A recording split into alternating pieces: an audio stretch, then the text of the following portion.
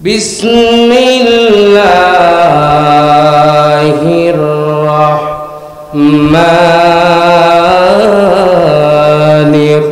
রহিম আনিল মুজরিমিন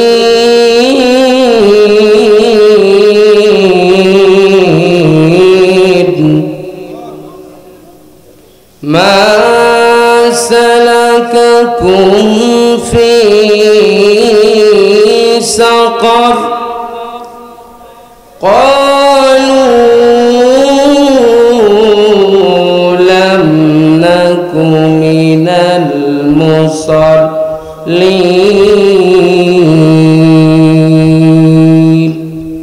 এখন কোরআন শোনার সময় উপযোগী সময় এসেছে, ঠিক না বা ঠিক? আয়ব করেছে শোষণ, বঙ্গবন্ধুর ভাষণ, জিয়া কেটেছে খাল, এরশাদের নানান তাল, এ তালার বেতাল দেখা শেষ, আগামীর দেশটি হচ্ছে কোরআনের বাংলাদেশ। আর আওয়াজ দিয়ে বলতে হবে ঠিক কি না মুসলমান? 56,000 বর্গ মাইলের ইঞ্চি মাটিতে শাহজালাল, শাহপরান, শাহ মাকতুম যেই জমিনে ঘুমায়, হাফেজে কোরআনদের তাকবীরের ধ্বনিতে মাদ্রাসা উন্মুক্ত হয়, মসজিদের মিনার থেকে আজান চলে আসে, সেই দেশে আল্লাহর কোরআন যদি কেউ বাধা দেয় তাদেরকে কবরস্থ করে সাতটাবক মাটির নিচে চাপিয়ে দেওয়া হবে। কারা কারা প্রস্তুত? দুই হাত তুলে দেখা।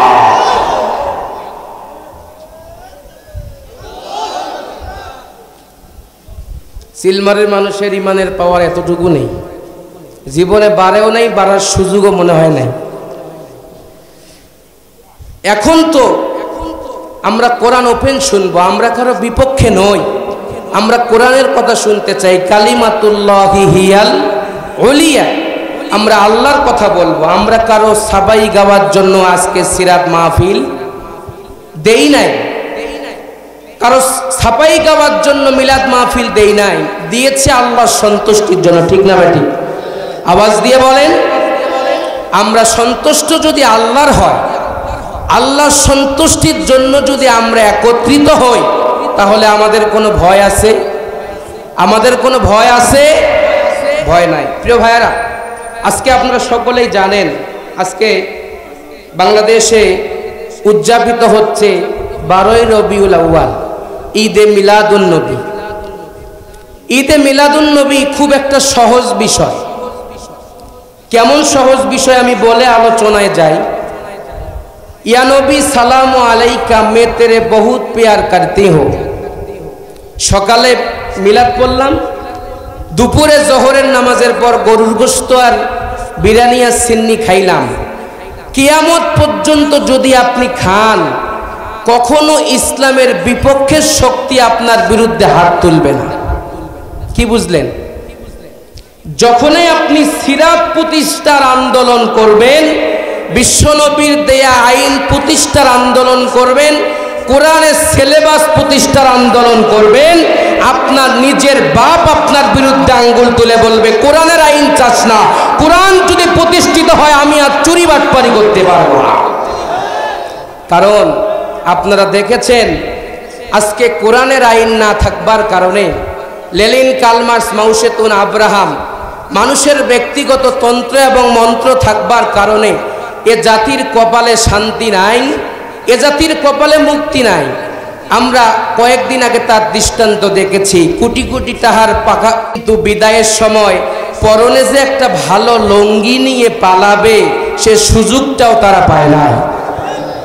তারা যে পালাবে, বিচারপতিকেও যে বিচারের কাঠগড়ায় আল্লাহ দাঁড় করান, তার দৃষ্টান্ত 50 বছর তাফসীর করেছেন কোরআনের পাখি আল্লামা সাঈদীকে, যিনি মিথ্যা মামলা দিয়ে ফাঁসির কাস্টে দাঁড় করিয়েছেন, সেই কালামানিককে আল্লাহ দুনিয়ার বিচারের কাঠগড়ায় দাঁড় করিয়েছেন। ইতিহাস ভুলে গেলে চলবে না, ইতিহাস তার প্রমাণ এঁকেছে। ইতিহাস প্রত্যেকটা মানুষের চোখে আঙ্গুল দিয়ে দেখিয়েছে যে বিচারকেরও একজন বিচারক আছে। সব বিচারক ধরে বারবার, আর আল্লাহ ধরে কয়বার? কথা বলেন, একবার ধরে। প্রিয় ভাইয়েরা, আসুন তাহলে আমি এজন্যই বলতে চাই, আপনি সারাদিন যদি মিলাদুন নবী পালন করেন, আপনাকে কেউ বাধা দেবে না। যখনই আপনি বলবেন সিরাত প্রতিষ্ঠিত হোক, চুরি করলে হাত কাটেন, আপনি জেনা করলে পাথর নিক্ষেপ করেন, ব্যভিচার করলে কোরআনের আইনে বিচার করেন, যখন এইভাবে আপনি সিরাতের প্রতি যোগদান করবেন, জোরদার দিবেন, তখনই দেখবেন এক শ্রেণীর মানুষ বলবে আমরা কি এগুলো করতে পারি? এটা কি সেই রাষ্ট্র নাকি এমন সুবিধাবাদী কিছু নাই? কথা কন না কেন প্রিয় ভাইরা? তাহলে আসুন, আমরা বাড়াবাড়ির পক্ষেও নাই, সারাসারির পক্ষেও নাই। আমরা মিলাদও চাই, সিরাতও চাই। তবে হ্যাঁ, আমরা তথাকথিত যেই মিলাদ সমাজে প্রচলিত, নবীর নামে মিলাদ করে, জশ্নে জুলুস করে, সারাদিন ঢাক ঢোল পিটিয়ে, ইনিয়ে বিনিয়ে নাচ গান করে যারা এই মিলাদ পালন করে, সেই মিলাদের পক্ষে আমরা নই। আমরা সেই মিলাদের পক্ষে, জন্ম হয়েছে নবী সিরাত বাস্তবায়নের জন্য, জন্ম থেকে শিক্ষা নিয়ে সিরাত বাস্তবায়নের আন্দোলন করতে হবে। সম্মানিত ভাইরা, আসুন তাহলে রসুল সাল্লাল্লাহু আলাইহি সাল্লাম এই পৃথিবীতে আসার পিছনে কারণ কি ছিল বলেন? সকলেই বলেন। কি মন খারাপ করতেছেন নাকি? পরিচিত মানুষ বলে আপনারা বলেন তো, রাসূলুল্লাহ সাল্লাল্লাহু আলাইহি সাল্লামকে আল্লাহ পৃথিবীতে কেন পাঠিয়েছেন? হ্যাঁ, আল্লাহর জমিনে আল্লাহর দ্বীন বাস্তবায়ন করার জন্য। আল্লাহ তো চাইতে পারতেন নবীজি আপনি শুধু মাদ্রাসায় বসে বসে দাওয়াত খাবেন, আর যদি কেউ আপনাকে কিছু বলতে আসে বলবেন দিনকাল খারাপ, এখন বক্তব্য দেওয়া যাবে না। কথা বলেন না কেন? আল্লাহ তা না বলে রসুলকে কি জন্য পাঠিয়েছেন একটু ধৈর্য ধরেন, আমি আলোচনা কোরআন এবং হাদিসের আলোকে আপনাদের শুনিয়ে দেব ইনশাআল্লাহ। প্রিয় ভাইরা, সমাজ যখন কুলসিত, মানুষের মাঝে মানবতা নেই, চলছে দানবতা। নিজের আপন পিতাকে টেনে, নিজের আপন কন্যা সন্তানকে পিতা টেনে যখন কবরস্থ করত, মানুষের মাঝে মানবতা বলতে যখন কিছুই ছিল না, আল্লাহ রাব্বুল আলামিন তার স্পেশাল পার্লামেন্টে সিদ্ধান্ত নিলেন যে এই পৃথিবীর মানুষকে জান্নাতের পথে নেবার জন্য, সমস্ত কুলসিত পাপাচারের পথ থেকে ফেরানোর জন্য আমি একজন আব্দুল্লাহর ওরসে আমিনার গর্ভে এমন একটা হীরাখণ্ড মণিমুক্তা দিতে চাই যে এই হীরাখণ্ড মণিমুক্তা এসে গোটা পৃথিবীবাসীর মুখকে আলোকিত করবে। সুবহানাল্লাহ পড়ে। সম্মানিত ভাইয়েরা,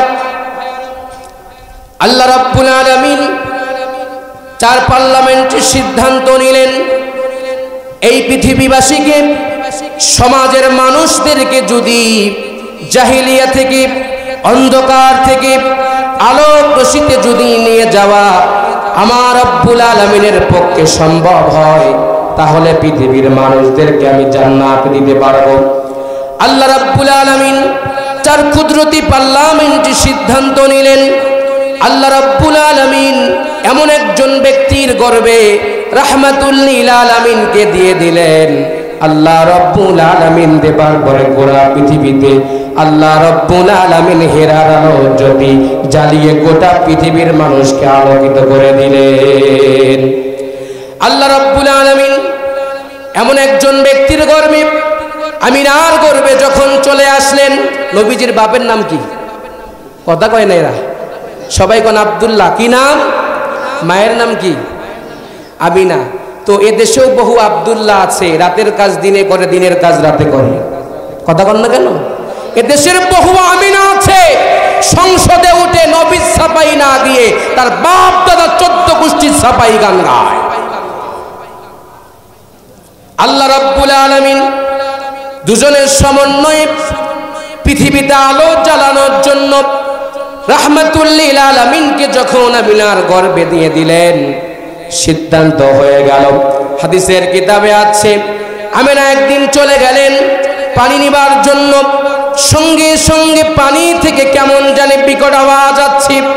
পানি ডাক দিয়া বলছেন, ও আমিনা রে, কেন তুমি এখানে চলে এসেছো? তুমি কি জানো না কি রে? বলে, আমি জানি না, কি জানবো? তোমার গর্ভে দুনিয়ার সাধারণ কোনো মানুষ আসে নাই, তোমার গর্বে এমন একজন ব্যক্তি এসেছে, তুমি যদি একটা বার পানিকে জানায় দিতারে পানি আমার ঘরের সামনে চলে আসো, সঙ্গে সঙ্গে পানি আর দেরি করতেন না, আমরা পানি তোমার ঘরের দরজার সামনে গিয়ে হাজির হতাম। সুবহানাল্লাহ পড়ে। তখনও পর্যন্ত তিনি জানেন না, তখনও পর্যন্ত তিনি জানেন না আমার গর্বে কে এসেছেন। আব্দুল মুত্তালিব কাবা ঘরের দায়িত্বে আছেন, দেখতে পারলেন কাবা শরীফটা হঠাৎ ফেলে গেল, বাড়ির দিকে রওনা করলেন। বাড়িতে গিয়া সঙ্গে সঙ্গে দেখতে পারলেন মানুষেরা উল্লাস করছে, আবার কেউ মৃদু মৃদু কান্না করে বলছেন আজ ভীষণ বড় মনটা খারাপ। আপনার মুখের দিকে দেখলেই তা প্রমাণিত হয়ে যায়।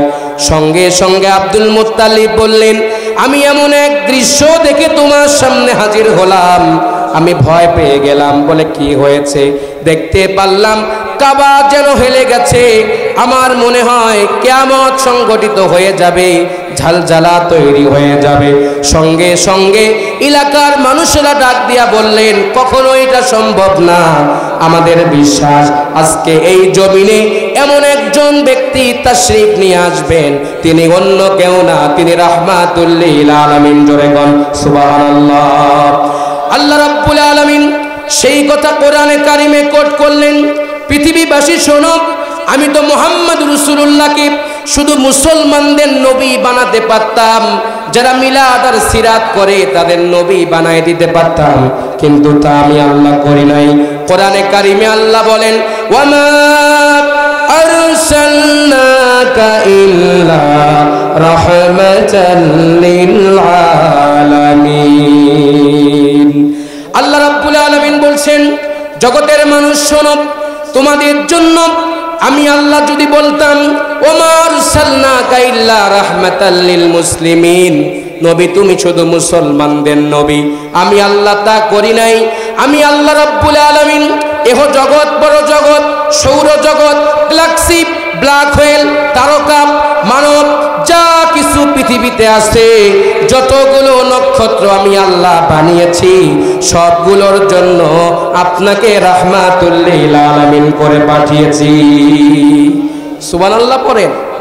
শুধু কি তাই, আল্লাহ রাব্বুল আলামিন বলছেন, মানুষ শোনো, যখন তোমাদের পাপাচার কেটে যাবে, সমাজ যখন আলোকিত হয়ে যাবে, তখন তোমরা কি করবে? কাকে মানবে, কাকে ফলো করবে? তোমরা কি শাহরুখ খান রে মানবে নাকি?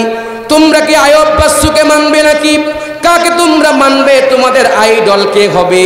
আমার আল্লাহ রাব্বুল আলামিন কোরআনে জানায় দেন, সিরাত মাহফিলে শুনে যেতে হবে। আল্লাহ রাব্বুল আলামিন সুন্দর করে জানায় দেন, মানুষ শোনো, লাকাদ কানা লাকুম ফি রাসূলিল্লাহি উসওয়াতুন হাসানা। জোরে কোন আল্লাহু আকবার। পৃথিবীতে একমাত্র আদর্শ, একমাত্র মডেল, একমাত্র তোমাদের আদর্শ, বিশ্ব নবী ছাড়া তোমাদের আদর্শ কেউ হতে পারে না। হাদিস শুনুন প্রিয় এলাকার মানুষেরা, আল্লাহ নবীর দরবারে সাহাবী সহ তিনজন কাফের চলে গেলেন, জাত দিয়া বললেন, আম্মা জান, আল্লাহ রসুলের ব্যাপারে আমাদেরকে কিছু বলেন। কাফেরেরা প্রশ্ন করেছে, নবীর চরিত্র কেমন? নবীর চরিত্র ভালো না খারাপ? সবাই কথা বলেন। আমার নবীর চরিত্রের উপর প্রতিষ্ঠিত কিনা? আমার নবীর চরিত্র বর্তমান সমাজের নেতাদের মতো নাকি? কথা কন না কেন? যেই নেতারা আলেমের হাতে হ্যান্ডকাপ আর কোমরে দান্ডা বেরি পরিয়েছে, আল্লাহ তাআলা তাদের 3 ইঞ্চি এমন ভাবে ভাইরাল করে দিয়েছেন, গোটা বিশ্ববাসী তাদের 3 ইঞ্চির ভিডিও দেখেছে। কথা বল না কেন? এরা রাতের বেলা তাহাজ্জুদ পড়তো আর দিনের বেলা সিদ্ধান্ত নিত কেমনে আলেমদেরকে আয়না করে বন্দী করে রাখা যায়। এরা রাতে পড়তো তাহাজ্জুদ আর দিনে আলেম ধরার কারসাজি করতো, ঠিক কিনা? সম্মানিত ভাইয়েরা, আল্লাহর নবীজি সঙ্গে সঙ্গে আম্মা জান বললেন, তোমরা কি কখনো কোরআন পড়েছো নাকি? নবীর চরিত্রের ব্যাপারে তোমরা প্রশ্ন করেছো, তোমরা নবীর চরিত্রের ব্যাপারে জানতে চাও। আন-নাবিয়্যু কানা খুলুকুহুল কোরআন। ও সাহাবীরা, কখনো যদি কোরআন পড়ে থাকো তাহলে তোমরা উত্তরটা দিয়ে জানায় দাও, আল্লাহর কোরআন যেমন স্বচ্ছ পবিত্র, আল্লাহর কোরআন যেমন নির্ভেজাল, বিশ্ব নবী মুহাম্মদ রাসূলুল্লাহর চরিত্র যেমন নির্ভেজাল। জোরে কোন সুবহানাল্লাহ। কাফেররা চলে গেলেন, আল্লাহর নবী সিরাত মানতে শুরু করলেন। আল্লাহর নবীজি যা যা আইন করেছেন তা তা মেনে নিতে সদা প্রস্তুতি গ্রহণ করলেন। ওই এলাকার মানুষেরা কান লাগান, কষ্ট হয় নাকি? কষ্ট হইতেছে? বিশ্বনবী সিরাতের উপর এইবার তারা মন দিয়া ফেললেন। সাহাবীদের সঙ্গে তারা একত্রতা প্রকাশ করলেন যে আমরা তো বুঝে গেলাম কোরআন তোমাদের ধর্মে যেমন পবিত্র, কোরআনে কোনো ভেজাল আছে নাকি? আল্লাহ রাব্বুল আলামিন ১৫০০ বছর আগে সেই কোরআনে কারিমে জানিয়েছেন, ও দুনিয়ার মানুষেরা, এই পৃথিবীতে বাইবেলের কিতাব, Ramayana, old testament, new testament, Tripitaka, Veda Purana, কল্পিক পুরাণ, শামপুরাণ, এমন কোন কিতাবের হাফেজ নাই। কিন্তু প্রতিটা বছর আল্লাহ রাব্বুল আলামিনের দেয়া ওই শিবানী মহাবিশ্বের মহাবিশ্বয় কোরআনে কারিমের হাফেজ এত পরিমাণ ছুঁয়ে গেছে, বাংলাদেশের হাফেজেরা বাংলার পতাকাকে গোটা বিশ্ববাসীর সামনে তুলে ধরে আল্লাহর কোরআনকে বিজয় করেছে। কথা বলেন ঠিক কিনা? সেই কোরআনে কারিমে আল্লাহ রাব্বুল আলামিন বলছেন, পৃথিবীর মানুষ, আমি আল্লাহ তোমাদেরকে চ্যালেঞ্জ ছুড়ে দিলাম, তোমরা যদি কোরআনে কারিমের একটা ভুল ধরতে পারো, আর যদি কোরআনে কারিমের ভুল না ধরে একটা নোক্তা যদি তোমরা ভুল ধরতে পারো, একটা নোক্তা যদি পরিবর্তন করতে পারো, তাহলে তোমরা তোমাদের কিতাব মন মতো বানায় নিও। কিন্তু কিয়ামত হয়ে যাবে, কিয়ামত পর্যন্ত পৃথিবীর সব মানুষ যদি পরামর্শ করে, সব হাফেজে কোরআন যদি পরামর্শ করে, ও আল্লাহর বান্দা বান্দিরা বলেন তো, আল্লাহর কোরআনের ভুল কি পৃথিবীতে কেউ বের করতে পারবে? পৃথিবীতে কেউ পারবে না। আল্লাহ রাব্বুল আলামিন এজন্যই কোরআনে কারিমে জানিয়েছেন, তোমাদের মুখের মধ্যে আমি লাগাম দিয়ে দিলাম, তোমাদের মুখকে আমি বন্ধ করে দিলাম। আল্লাহ রাব্বুল আলামিন জানায়া দেন, যালিকাল কিতাবু লা রাইবা ফীহি হুদাল লিল মুত্তাকিন। আল্লাহু আকবার। আল্লাহ বলছেন, ইহা সেই কিতাব যার মধ্যে কোনো সন্দেহ রাখি নাই বান্দারে, এটা কখনো তোমরা সন্দেহ করে ভুল ভেদ করতে পারবে না। আর যদি তোমাদের ইচ্ছা হয় দিন রাত অক্লান্ত পরিশ্রম করো বান্দা, তোমরা ভুল ধরতে পারবে না। বরং কোরআনের ভুল ধরতে গেলে তোমার জীবনের পরতেই ভুল ধরা পড়বে। কথা বলেন ঠিক কিনা?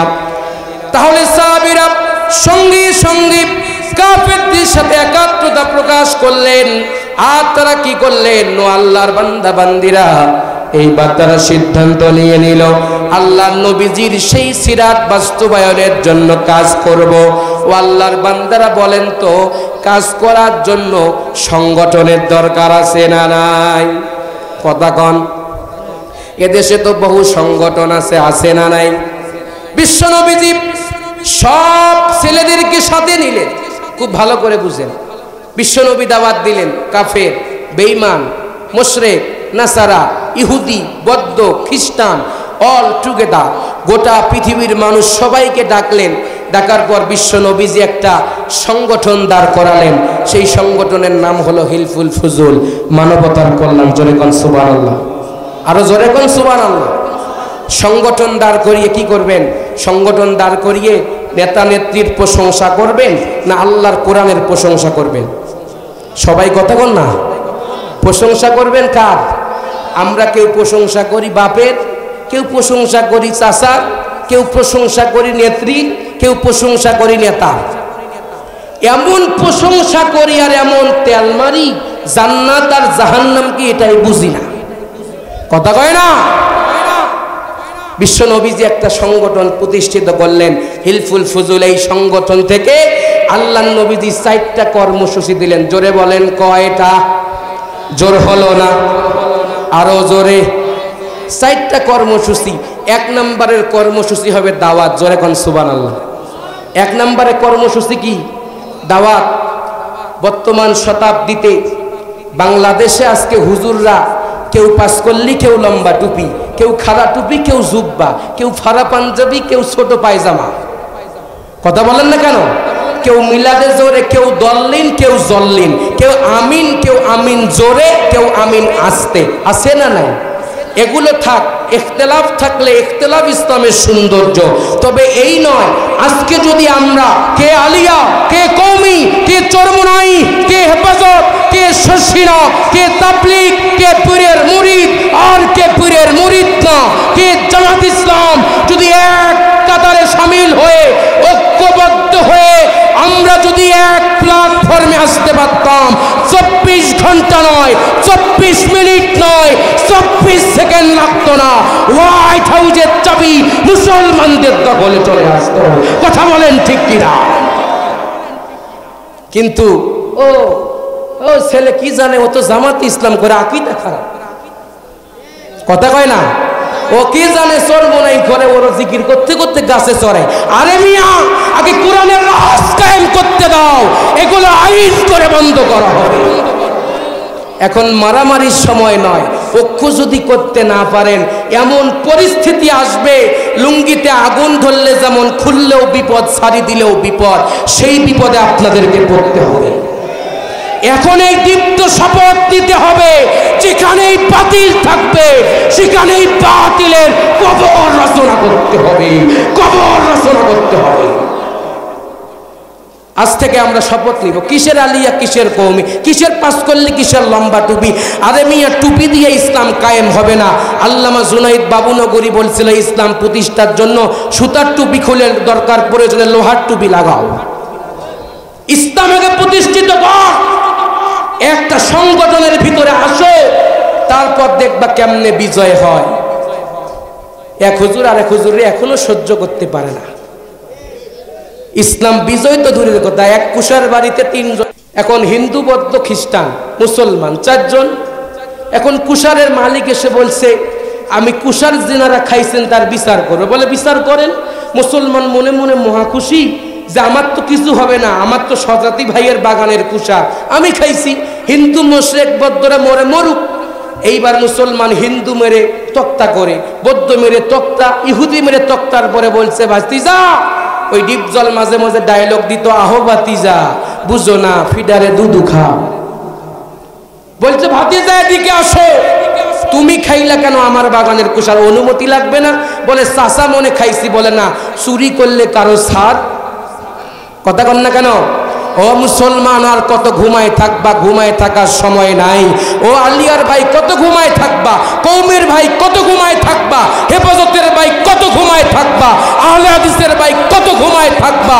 একটা একটা করে বড় হুজুর খেয়েছে, ছোট হুজুর খেয়েছে, মেজো হুজুর খেয়েছে, লাস্ট ফিনিশিং দেওয়ার জন্য সূক্ষ্ম পরিকল্পনা করেছে। এমন আল্লাহর ইশারার মাধ্যমে নাস্তিকবাদী খুনিদের পতন হয়েছে। এই পতন শেষ পতন, আগামীর বিশ্ব কোরআনের বিশ্ব হবে।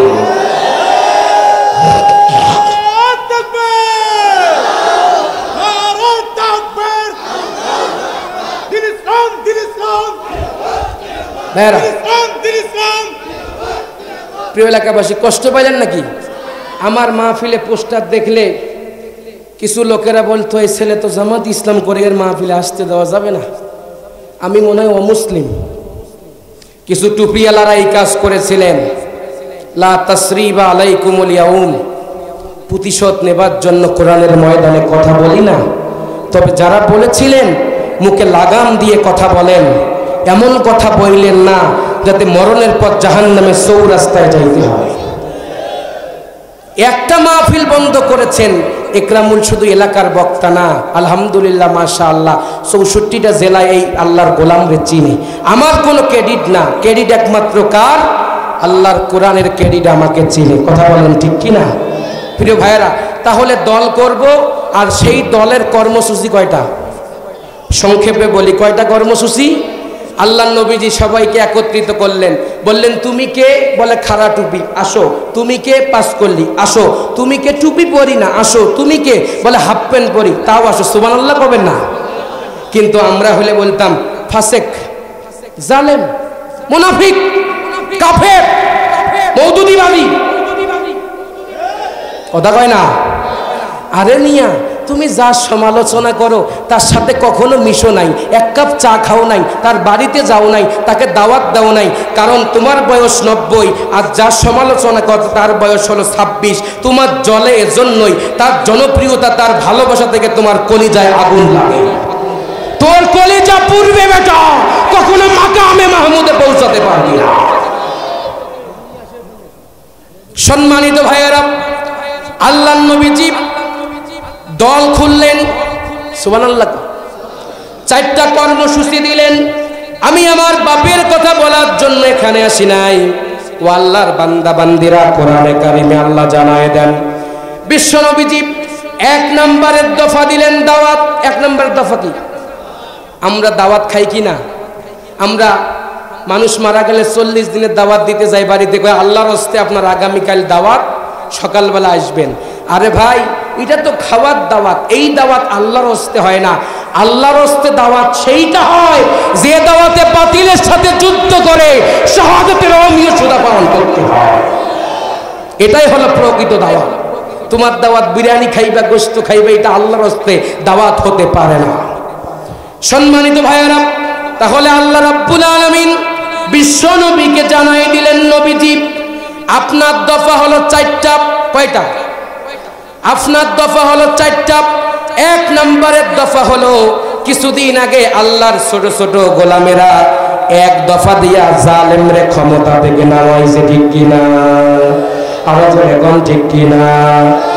1 দফা। 1 নম্বর দফা হলো, আল্লাহর নবীজি বললেন 1 নম্বরের দফা হলো দাওয়াত। কেমনে দাওয়াত দিবেন? আল্লাহ রাব্বুল আলামিন কোরআনে কারিমে সুন্দর করে জানায় দেন, ওয়াতাসিমু বিহাবলিল্লাহি জামিআন ওয়া লা তাফাররাকু ইয কুনতুম আ'দাআন ফাআল্লাফা বাইনা কুলুবিকুম ফাআসবাহতুম বিনি'মাতিহি ইখওয়ানা। আল্লাহ বলছেন, এ পৃথিবীর মানুষ তোমরা শোনো। আল্লাহ রাব্বুল আলামিন বলছেন, 1 নম্বরের সংবিধান হলো তোমরা আল্লাহর জন্য এক হয়ে যাবে, ছিন্ন হয়ে যেও না, মতানৈক্য সৃষ্টি করো না বান্দারে। আল্লাহ আলিয়ার কথা বললেন না, কওমির কথা বললেন না, খারিজির কথা বললেন না, মুতাজিলার কথা বললেন না, জামাত চরমনাই আহলে হাদিস ফুরফুরার কথা বললেন না। আমার আল্লাহ রাব্বুল আলামিন জানায় দেন, বিহাবলিল্লাহি জামিয়া, তোমরা আল্লাহর জন্য যদি এক হয়ে যাও, আল্লাহর জমিনে আল্লাহর দ্বীন কায়েম করার জন্য বদর প্রান্তরে যেমন হাজার হাজার লক্ষ লক্ষ বাহিনীর প্রয়োজন ছিল না, 313 জন মুজাহিদ দিয়া নারায়ে তাকবীর আল্লাহু আকবার আওয়াজ যখন উঠেছিল, বাতিলেরা পালায় গিয়েছে। আল্লাহ রাব্বুল আলামিন বিজয় মুমিনদের দিয়েছেন। জোরে গান সুবহানাল্লাহ। আল্লাহ রাব্বুল আলামিন বলেন, যদি আল্লাহর জন্য এক হয়ে যাও, আমি আল্লাহ কি দিয়া পুরস্কৃত করব? শোনার দরকার আছে না নাই? আল্লাহ বলছেন, তোমরা যদি আল্লাহর জমিনে আল্লাহর দ্বীন কায়েমের জন্য একত্রিত হয়ে যাও, আমি আল্লাহ তোমাদের কি দিয়া সাহায্য করব? ইন্নাল্লাযীনা ক্বালু রাব্বুনাল্লাহু সুম্মা ইসতাকামু তাতানাজ্জালু আলাইহিমুল মালাইকাতু আল্লা তাখাফু ওয়া লা তাহজানু ওয়া আবশিরু বিল জান্নাতিল্লাতী কুনতুম তুআদুন। আল্লাহ বলছেন, যদি এক হয়ে যাও, এক হওয়ার পরে আবার তোমাদের যে ভ্যাকসিনটা নিতে হবে, এই ভ্যাকসিনটা আল্লাহ বললেন, ইন্নাল্লাযীনা, নিশ্চয় যারা ক্বালু বলে রব্বুনাল্লাহ, রব আমাদের আল্লাহ, সুম্মাস্তাকামু, ইস্তেকামাত থাকে, তাতানাজ্জালু আলাইহিমুল মালাইকা, আমি তাদের উপরে আসমান আর জমিনের ফেরেশতা নিয়োগ করব। আল্লাহ তাখাফু, তাদের কোনো ভয় নাই, ওয়ালা তাহজানু, তাদের কোনো টেনশন নাই, ওয়া আবশিরু বিল জান্নাতিল্লাতী কুনতুম তুআদুন, যেই জান্নাতের ওয়াদা আমি আল্লাহ তোমাদের দিয়েছি। সুবহানাল্লাহ পড়ে। তাহলে আল্লাহ বলছেন, 1 নাম্বার দাওয়াত দিতে হবে। আর দাওয়াত দেওয়ার সময় যদি তোমরা এক হয়ে যাও, তারপরের কাজ হলো তোমাদেরকে আল্লাহর প্রতি দৃঢ়তার সাথে ইস্তেকামাত থাকা লাগবে। কলু রব্বুনাল্লাহ, রব ছাড়া কারো আইন মানি না। কথা কন না?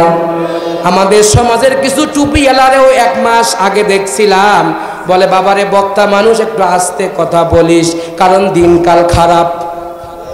কথা কন না কে?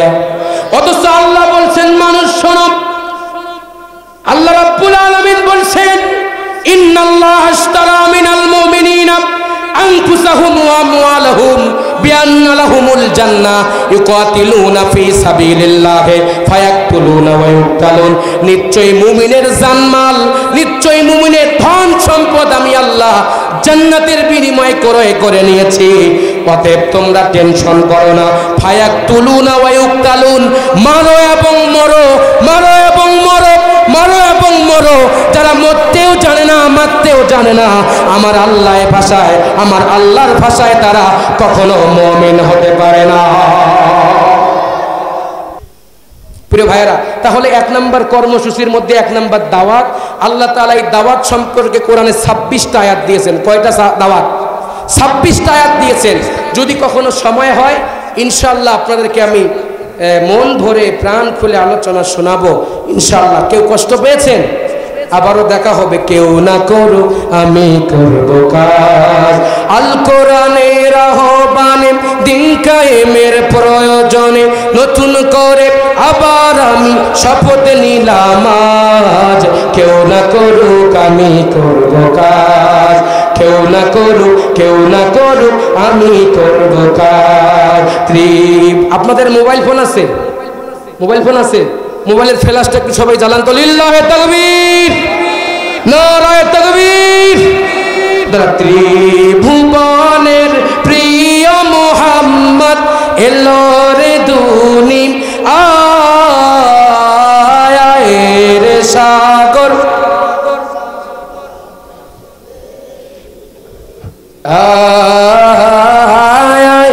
রে সাগর আকাশ বাতাস দেখ বিজদিয়ার। দেখ আমিনা মায়ের কোলে দোলে শিশু ইসলাম তলে, ঠিক কিনা? কচি মুখে শাহাদাতের বাণী যে শেষ না রে সাগর আকাশ বাতাস দেখ বিজদিয়া।